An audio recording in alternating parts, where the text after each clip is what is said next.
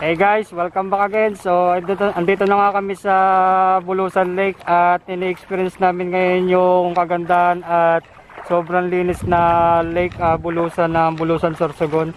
At makikita ko dito sa lugar na ito, sobrang pinapaligiran siya ng maraming puno at natataas sa puno. At sobrang tahimik dito sa lugar na ito. Perfect na perfect talaga sa mga nature lovers na katulad ko, na talagang gustong damin yung katahimikan at peace of mind pag nakapunta ka dito. So pagpatuloy natin guys yung pag-explore dito sa Bulusan Lake na Bulusan, Sorsogon.